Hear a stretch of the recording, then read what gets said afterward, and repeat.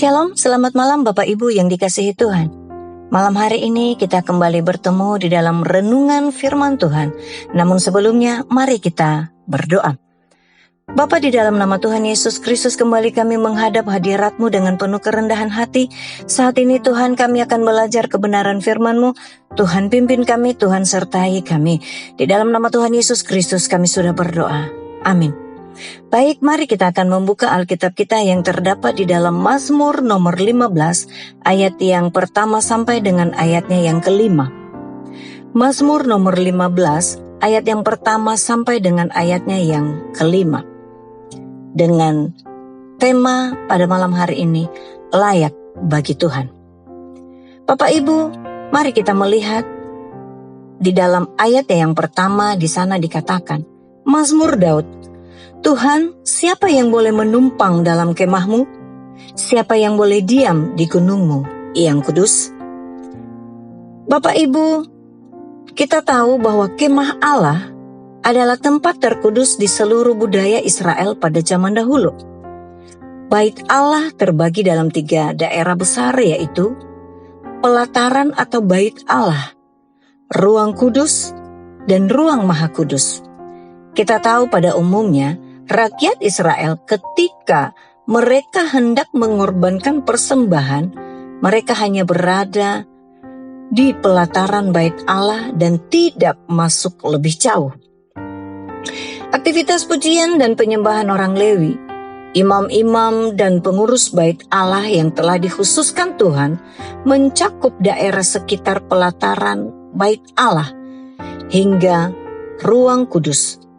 Ruang Maha Kudus hanya dapat dimasuki oleh imam besar Israel yang sebelumnya telah melakukan tahapan-tahapan tertentu untuk menguduskan dirinya sebelum memasuki ruang Maha Kudus. Melalui pemahaman tentang prosedur ini, kita dapat melihat bahwa dibutuhkan pemenuhan standar tertentu bagi setiap individu untuk masuk ke dalam hadirat Tuhan. Tuhan melihat kekudusan sebagai sesuatu yang sangat penting, yang perlu dipenuhi setiap orang sebelum dapat mendekat kepada hadirat-Nya. Bapak Ibu jemaat Tuhan, dalam Mazmur 15 ini diuraikan bahwa standar untuk layak mendekat ke hadirat Tuhan adalah hidup kudus, tidak bercela, adil, hidup dalam kebenaran, tidak memfitnah, dan tidak berbuat jahat. Khususnya kepada orang-orang yang hidup dekat di sekitar kita dan bahkan hidup dengan jujur walaupun dalam keadaan sulit. Kita sebagai umatnya juga harus melihat kekudusan sebagai sesuatu yang sangat serius dan sangat penting. Seperti Tuhan melihat kekudusan sebagai hal yang sangat serius. Hiduplah dengan target untuk senantiasa kudus dan mempertahankan kekudusan itu dalam setiap hal yang kita ucapkan dan lakukan setiap hari.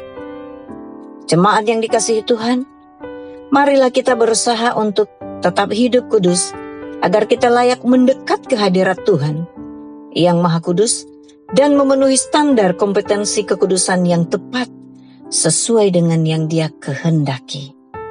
Amin. Tuhan memberkati.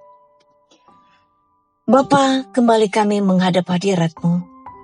Terima kasih untuk kebenaran firman-Mu yang mengajar kami, yang mengingatkan kami untuk senantiasa menjaga kekudusan kami, untuk senantiasa kami hidup kudus di hadapan-Mu.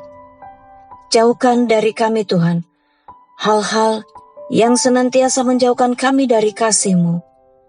Tetapi biarlah kasih-Mu yang senantiasa memenuhi kehidupan kami dan melayakkan kami untuk boleh masuk di dalam hadirat-Mu, menikmati kasih Tuhan, dan masuk di dalam ruang-Mu yang Maha Kudus. Terima kasih Bapa yang baik. Di dalam nama Tuhan Yesus Kristus kami sudah berdoa dan mengucap syukur untuk kebenaran firman-Mu.